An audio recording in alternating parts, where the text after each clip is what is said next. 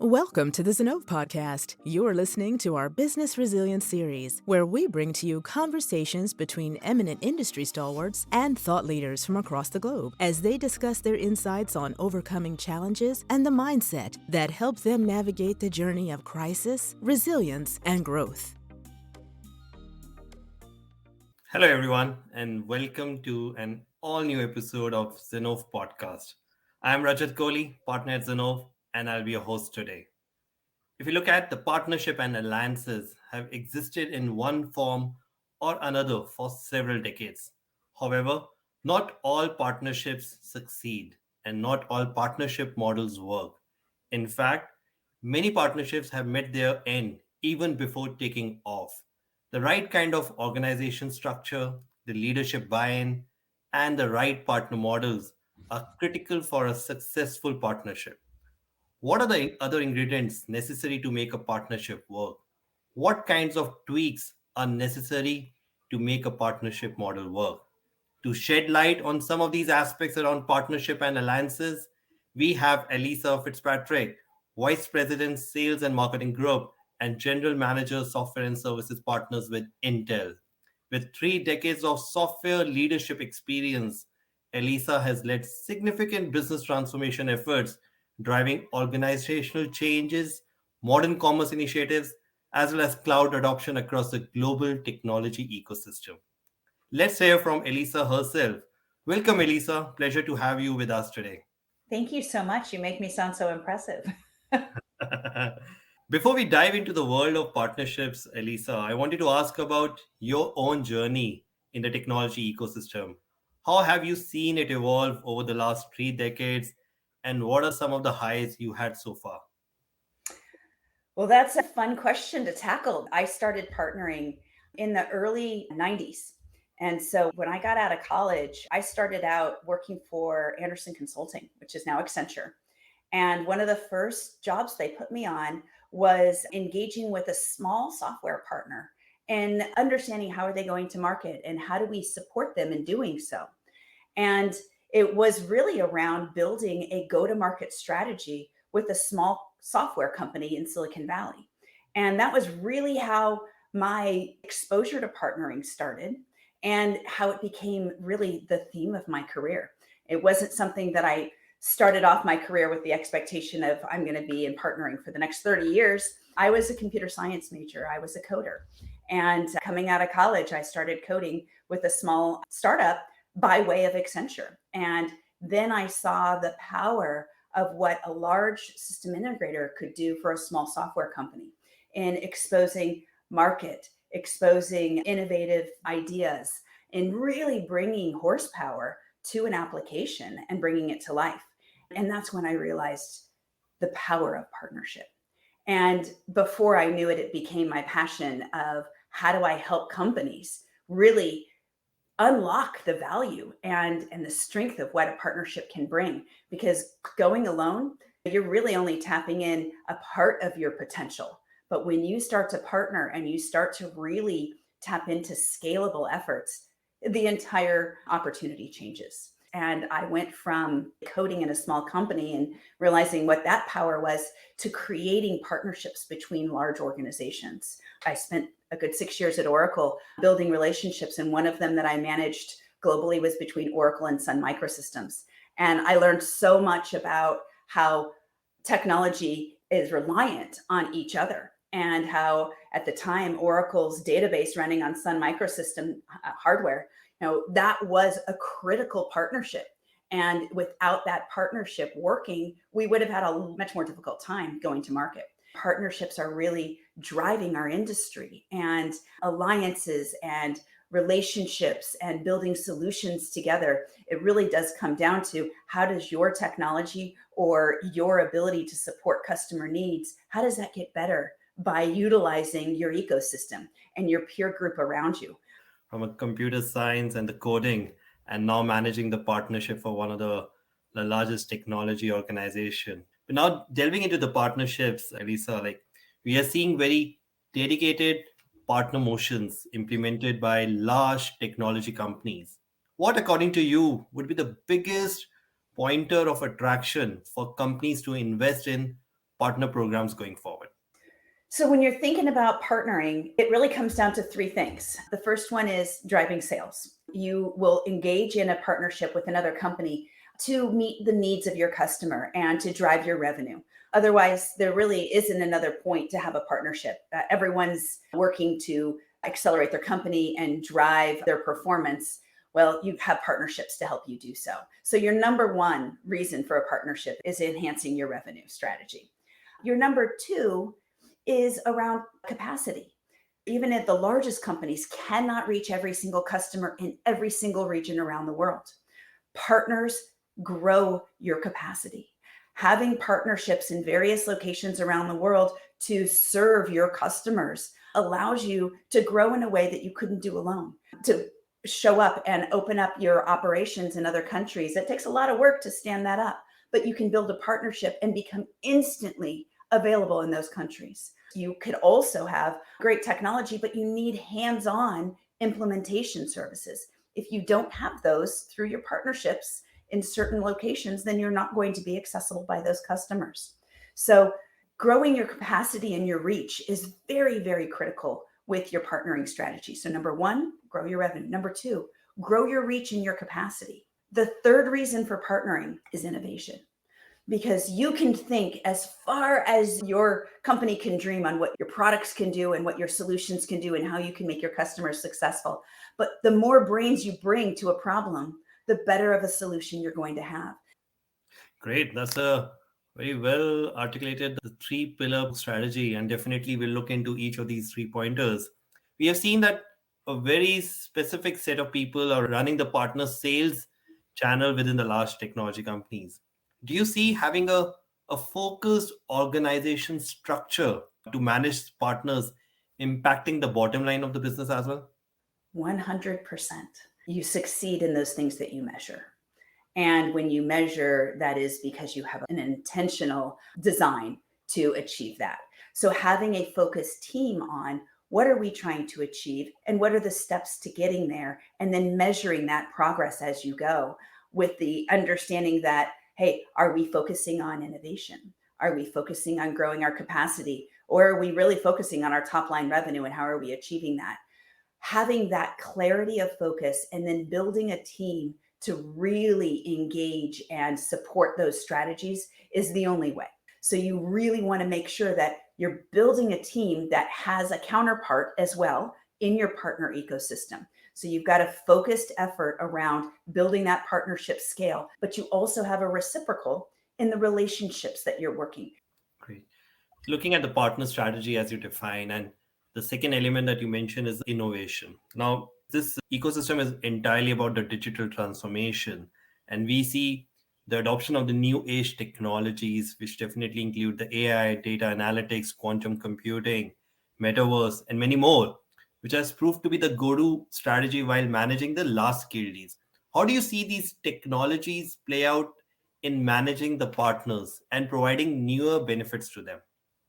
So I think that not only capturing the power of the innovation of technologies with our customers, but also within how we're running our partner ecosystem is critical. So we're all seeing what's happening with the adoption of AI. And, the last 30 years, I've watched the data estate go from very small to enormous. And it's just given us so much to analyze and understand and help us predict and pattern match. That, from a customer perspective, absolutely is critical. And not just looking at it from our lens and making sure that we're seeing the lenses of our partners and how they're addressing the customer need. So we're working with our customers and bringing these new technologies for their adoption. Why are we not adopting that within our own strategies and working with partners? We are trying to optimize revenue, trying to innovate, or trying to grow capacity. How do we look at what has happened in the past to make sure that we're building the strategies that are going to work for the future? It changes every quarter. It's a new challenge in front of us. And so by looking at the data, that the decision making of our customers through these last 30 years and the decisions that they're making today, how our partners have changed their business. So by looking at what has happened over the last 30 years, and probably more importantly in the last 5, That's what helps us make those decisions. We can get better at partnering. We can get better at revenue capture. Who are the customers that we should be targeting with which partners? Now, we have enough data to tell us which partner is the best partner to engage at the right time with the right customer opportunity. When it comes to innovation, the same thing. There's so many innovative products out there. We've seen which ones actually hunt together. Utilizing the technology trends that have hit our industry over the last 10 or 20 years is critical to the partnering space. So it's not just tools for sales or tools for engineering, it's tools for partnering too. We've got to utilize what is made available to us in order to get competitive and better. As technology trends come forward and are hitting our market, it's not just for our customers or for certain audiences. It's absolutely relevant and critical for the partnering teams and the partnering strategies to adopt the technologies that empower us to do better. Wow, what a way. And definitely technology is going to play an important role internally as well. You touch upon a very important point. SIs have transformed themselves. And we were doing a roundtable last week where it was like SIs are becoming everything today. They're not only the SI for today, they're transforming themselves as well. How do you see the transformation of the partner ecosystem, like the SIs or the ISVs?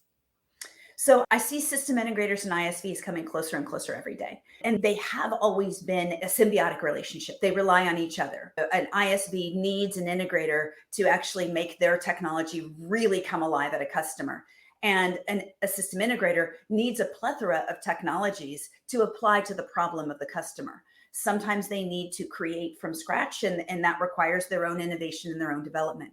But collectively, at a customer, you're going to see no fewer than probably 7 system integrators that are actually affecting the decision making of that customer, and probably no fewer than 10 software technologies. And so you look at that landscape and think, okay, who's got partnerships and where, and how do we leverage the best of it? Because if you walk into a customer and you see a system integrator and a software partner, and you want to create an engagement there, well, you're not going to go after them singularly. You want to go after the partnership that they have built.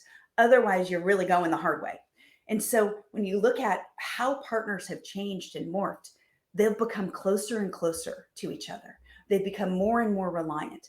If you look at a system integrator, they have many lines of business, and many of them are anchored on ISV technology.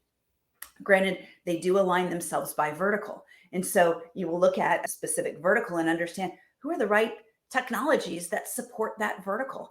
And they have built those partnerships.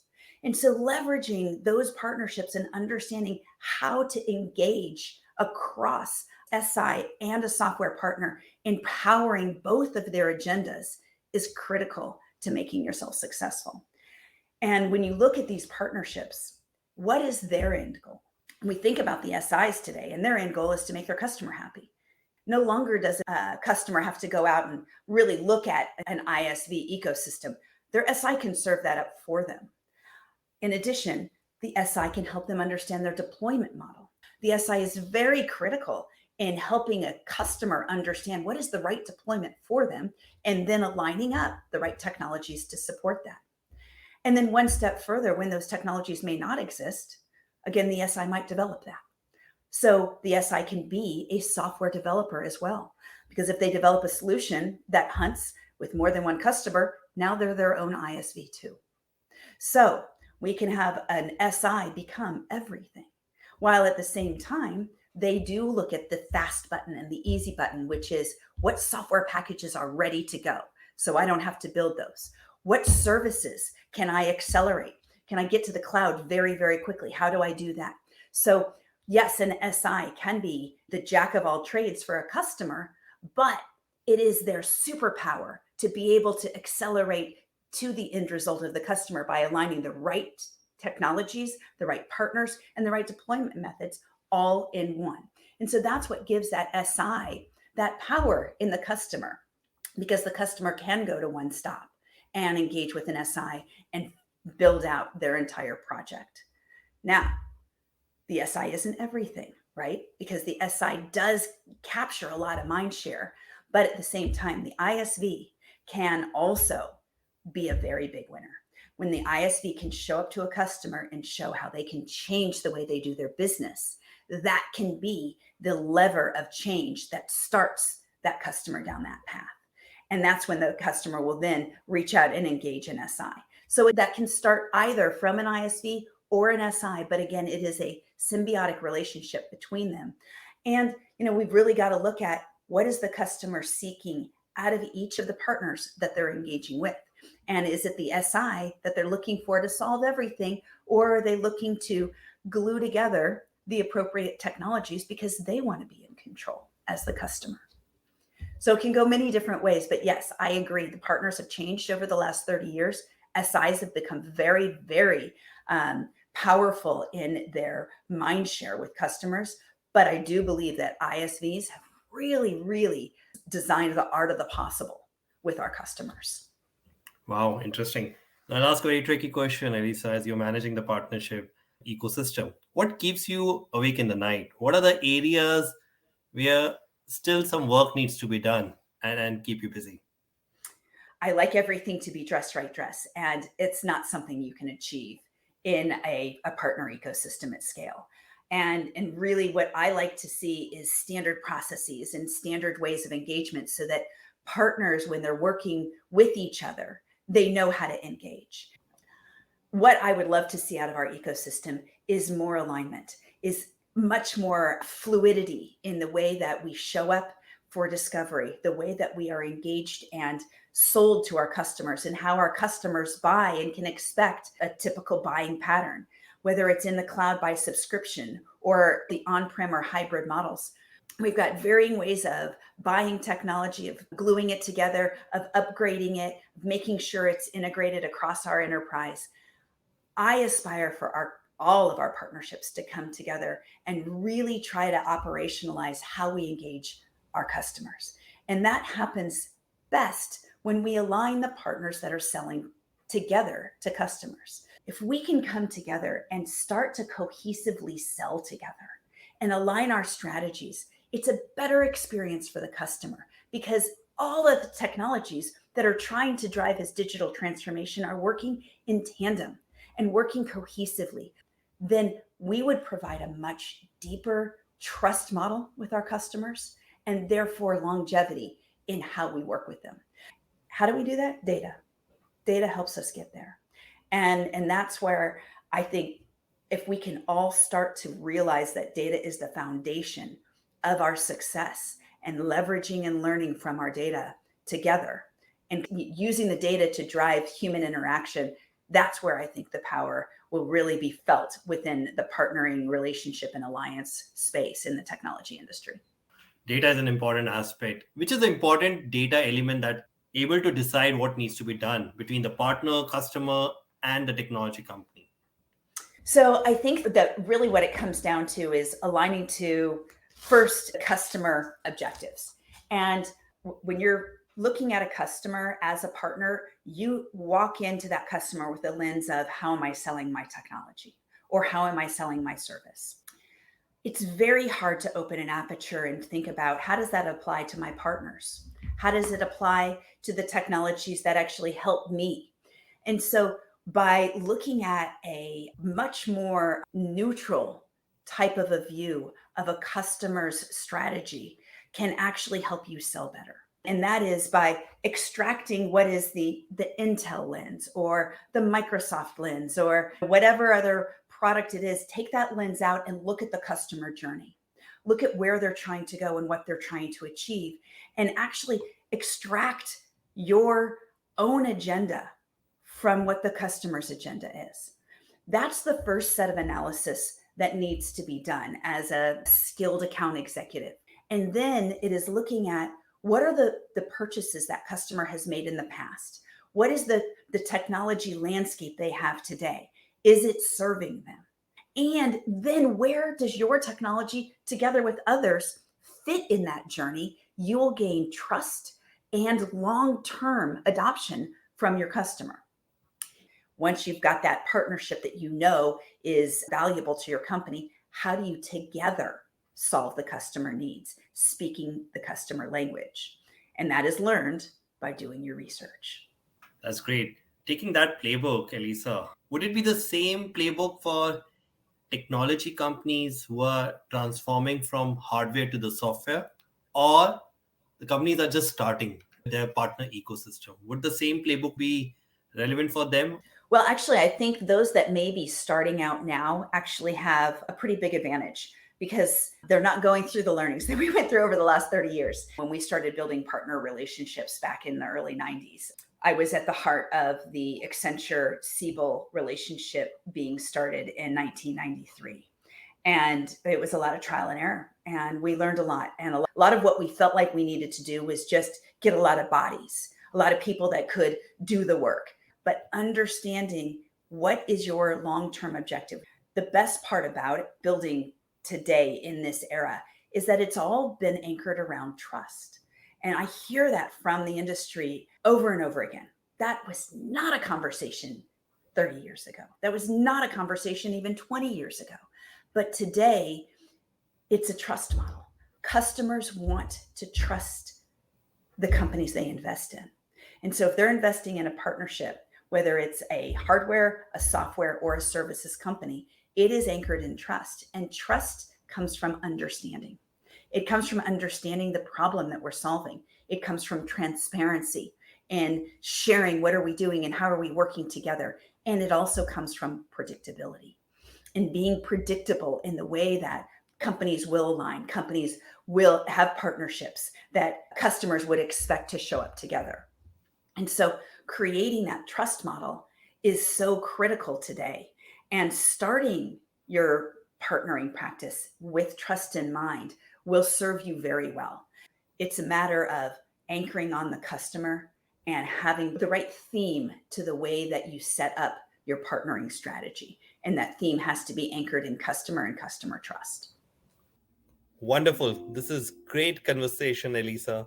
Thanks for highlighting the three angles that everyone should look into the partnership model: revenue, capacity, as well as the innovation.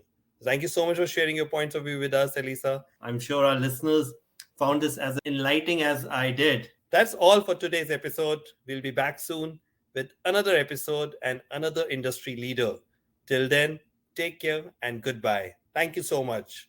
Thank you for listening to this episode of the Business Resilience Series. Stay tuned for more such interesting episodes. You can listen to our podcast on Apple Podcast, Google Podcast, Spotify, or wherever you get your podcast from. To know more about Zinnov, visit our website, www.zinnov.com, or drop us a note at info@zinnov.com. Follow us on Twitter @Zinnov for regular updates on our content. Thank you again for listening to the Business Resilience Series of the Zinnov Podcast.